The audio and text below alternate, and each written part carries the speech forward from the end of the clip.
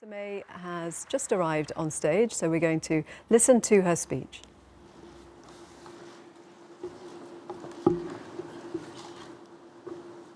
Thank you, Professor Schwab, for that introduction, and thank you for inviting me to speak here at the World Economic Forum this morning. This is an organisation that is, as it says in the very first line of your mission statement, committed to improving the state of the world. Those of us who meet here are all, by instinct and outlook, optimists who believe in the power of public and private cooperation to make the world of tomorrow better than the world of today. And we are all united in our belief that that world will be built on the foundations of free trade, partnership, and globalization.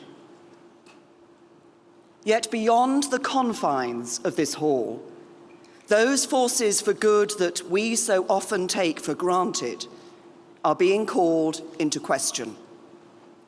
The forces of liberalism, free trade, and globalization that have had and continue to have such an overwhelmingly positive impact on our world, that have harnessed unprecedented levels of wealth and opportunity, that have lifted millions out of poverty around the world, that have brought nations closer together, broken down barriers and improved standards of living and consumer choice. Forces that underpin the rules-based international system that is key to global prosperity and security are somehow at risk of being undermined. And as we meet here this morning, across Europe, parties of the far left and the far right are seeking to exploit this opportunity, gathering support by feeding off an underlying and keenly felt sense among some people, often those on modest to low incomes living in relatively rich countries around the West, that these forces are not working for them. And those parties who embrace the politics of division and despair, who offer easy answers, who claim to understand people's problems and always know what and who to blame, feed off something else too. The sense among the public that mainstream political and business leaders have failed to comprehend their legitimate concerns for too long. This morning, I want to set out a manifesto for change that responds to these concerns and shows that the politics of the mainstream can deliver the change people need. I want to show how, by taking a new approach that harnesses the good of what works and changes what does not, we can maintain, indeed we can build, support for the rules-based international system. And I want to explain how, as we do so, the United Kingdom, a country that has so often been at the forefront of economic and social change, will step up to a new leadership role as the strongest and most forceful advocate for business, free markets, and free trade anywhere in the world. For that is the unique opportunity that Britain now has. I speak to you this morning as the Prime Minister of a country that faces the future with confidence. For a little over 6 months ago, millions of my fellow citizens upset the odds by voting with determination and quiet resolve to leave the European Union and embrace the world. Let us not underestimate the magnitude of that decision. It means Britain must face up to a period of momentous change. It means we must go through a tough negotiation and forge a new role for ourselves in the world. It means accepting that the road ahead will be uncertain at times, but believing that it leads towards a brighter future for our country's children and grandchildren too. So while it would have been easy for the British people to shy away from taking such a path, they fixed their eyes on that brighter future and chose a bold, ambitious course instead. They chose to build a truly global Britain. I know that this and the other reasons Britain took such a decision is not always well understood internationally, particularly among our friends and allies in Europe. Some of our European partners feel we've turned our back on them, and I know many fear what our decision means for the future of the EU itself. But as I said in my speech earlier this week, our decision to leave the European Union was no rejection of our friends in Europe, with whom we share common interests and values, and so much else. It was no attempt to become more distant from them, or to cease the cooperation that has helped to keep our continent secure and strong. And nor was it an attempt to undermine the European Union itself. It remains overwhelmingly and compellingly in Britain's national interest that the EU as an organisation should succeed. It was simply a vote to restore, as we see it, our parliamentary democracy and national self-determination. A vote to take control and make decisions for ourselves.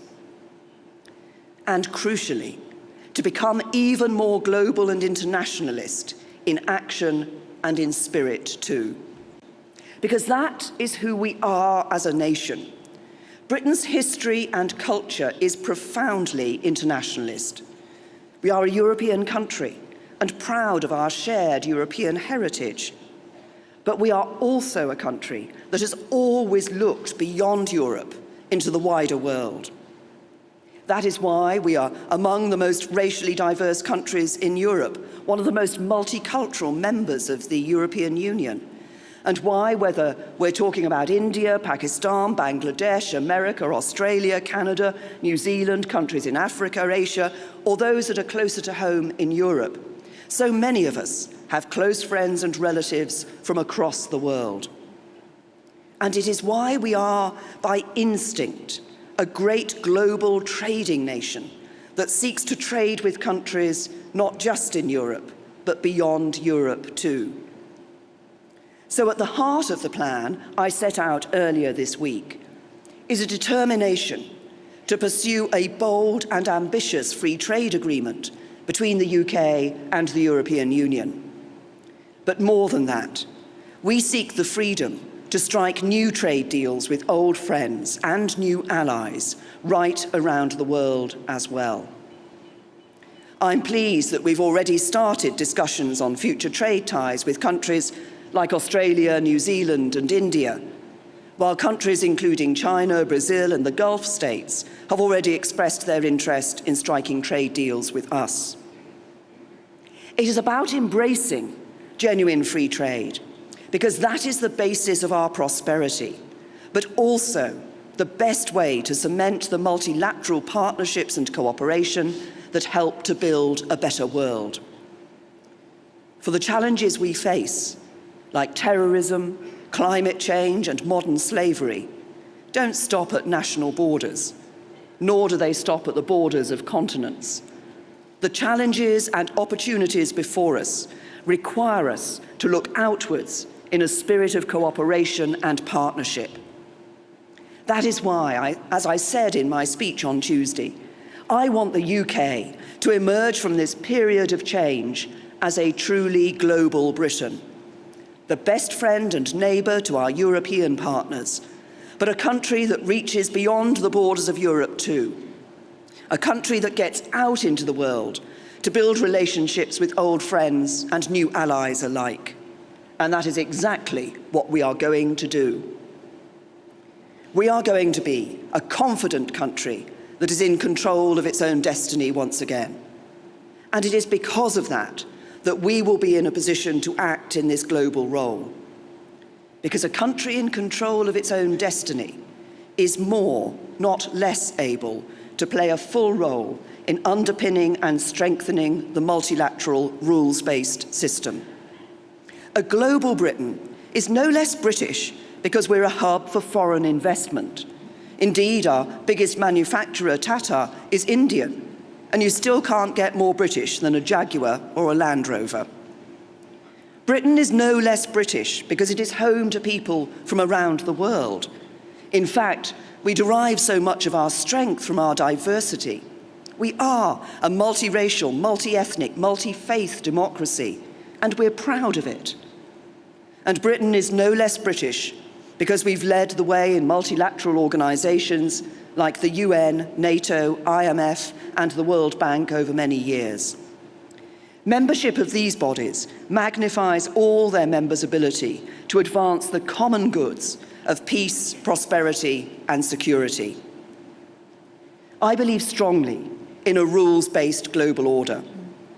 The establishment of the institutions that gave effect to it in the mid-20th century was a crucial foundation for much of the growing peace and prosperity the world has enjoyed since. And the tragic history of the first half of the last century reminds us of the cost of those institutions' absence.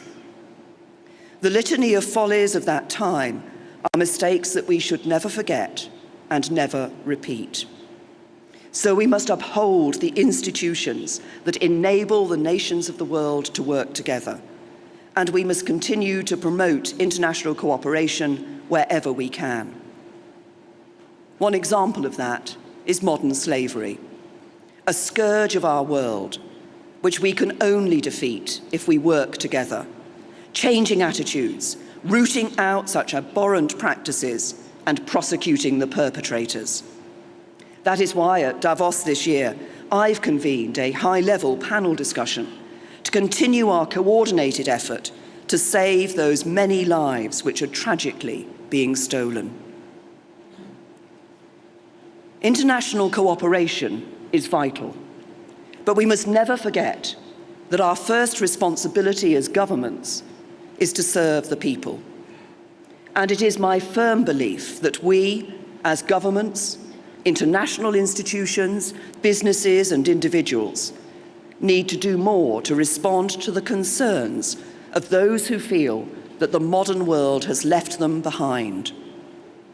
So in Britain, we have embarked on an ambitious programme of economic and social reform that aims to ensure that as we build this global Britain, we are able to take people with us. A programme that aims to show how a strong Britain abroad can be a better Britain at home. Because talk of greater globalisation can make people fearful. For many, it means their jobs being outsourced and wages undercut. It means having to sit back as they watch their communities change around them. And in their minds, it means watching as those who prosper seem to play by a different set of rules, while for many, life remains a struggle as they get by, but don't necessarily get on. And these tensions and differences are increasingly exposed and exploited through the expansion of new technologies and the growth of social media.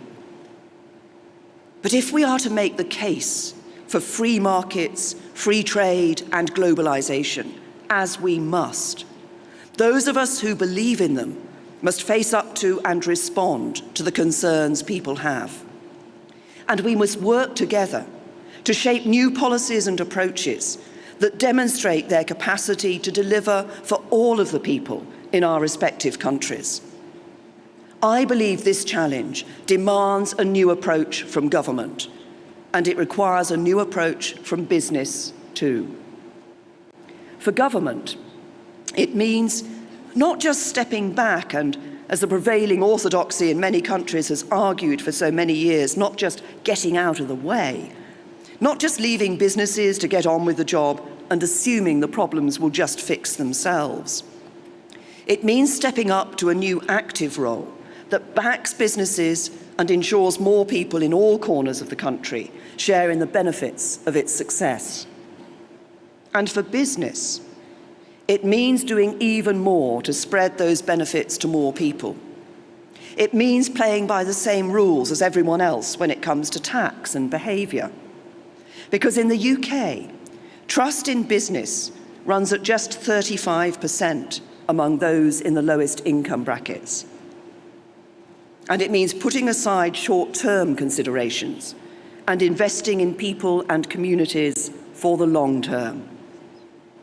These are all things that I know the vast majority of businesses do already, not just by creating jobs, supporting smaller businesses, training and developing people, but also by working to give something back to communities and supporting the next generation.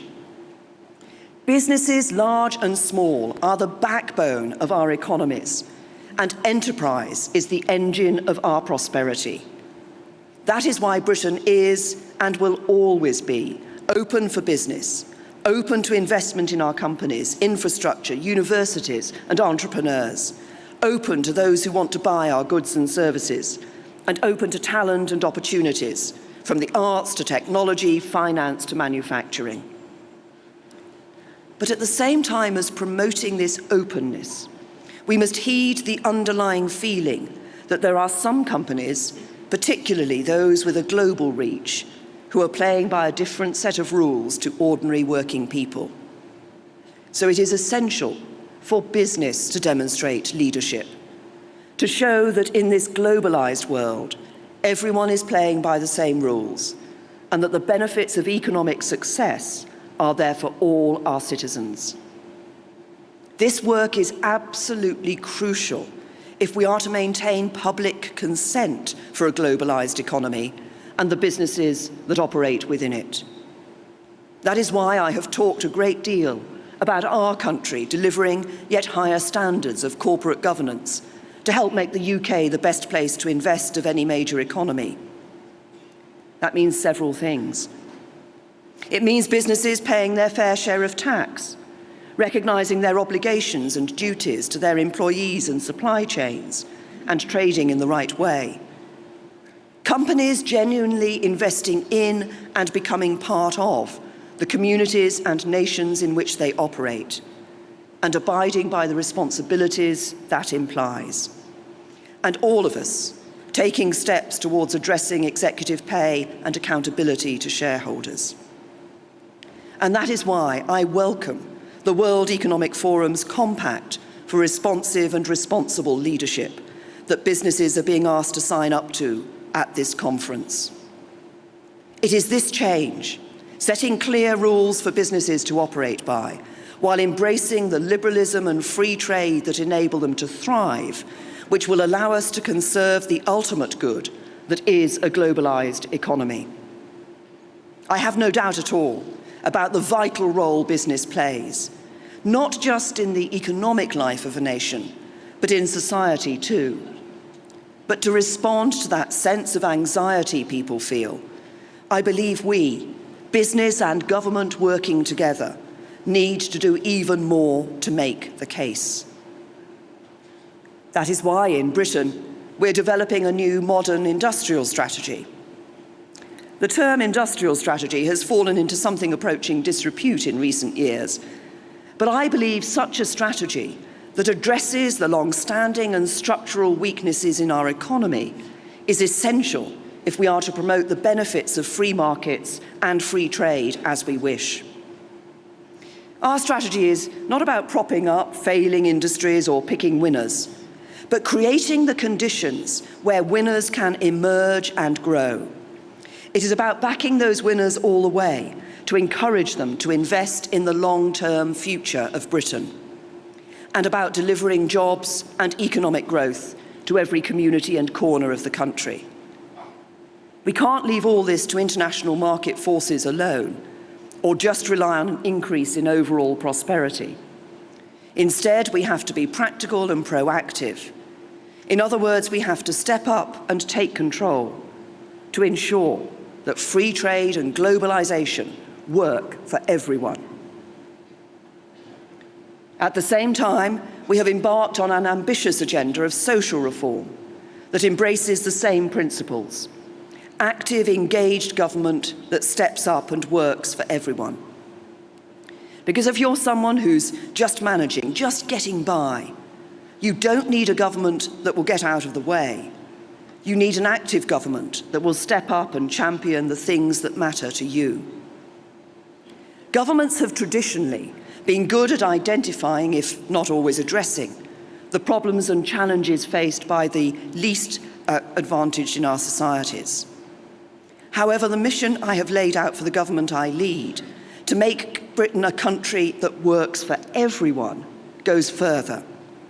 It is to build something that I have called the shared society, one that doesn't just value our individual rights, but focuses rather more on the responsibilities we have to one another, that respects the bonds that people share, the bonds of family, community, citizenship, and strong institutions, and that recognises the obligations we have as citizens, obligations that make our society work. It is these bonds and obligations that make our society strong and answer our basic human need for definition and identity. And I am absolutely clear that it is the job of government to encourage and nurture the relationships, networks and institutions that provide that definition, and to correct the injustice and unfairness that divides us wherever it is found. Too often today, the responsibilities we have to one another have been forgotten as the cult of individualism has taken hold. And globalization and the democratization of communications has encouraged people to look beyond their own communities and immediate networks in the name of joining a broader global community. To say this is not to argue against globalization, nor the benefits it brings. From modern travel and modern media to new products in our shops and new opportunities for British companies to export their goods to millions of customers all around the world.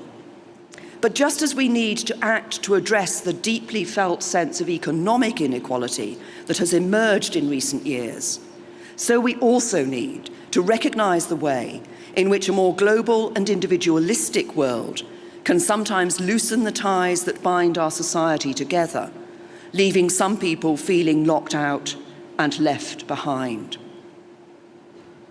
I am determined to make sure that centre-ground mainstream politics can respond to the concerns people have today. I am determined to stand up for free markets, free trade and globalisation, but also to show how these forces can work for everyone. And to do so, I turn to the words of the 18th century philosopher Edmund Burke, who said, "A state without the means of some change is without the means of its own conservation." That great conservative principle, change in order to conserve, is more important than ever in today's complex geopolitical environment. And I feel it is of huge relevance to those of us here in Davos this week. And it is the principle that guides me as I lead Britain through this period of change, as we build a new, bold, confident global Britain and shape a new era of globalisation that genuinely works for all. As we harness the forces of globalisation so that the system works for everyone, and so maintain public support for that system for generations to come. I want that to be the legacy of our time. To use this moment to provide responsive, responsible leadership that will bring the benefits of free trade to every corner of the world, that will lift millions more out of poverty and towards prosperity, and that will deliver security, prosperity, and belonging for all of our people. Thank you.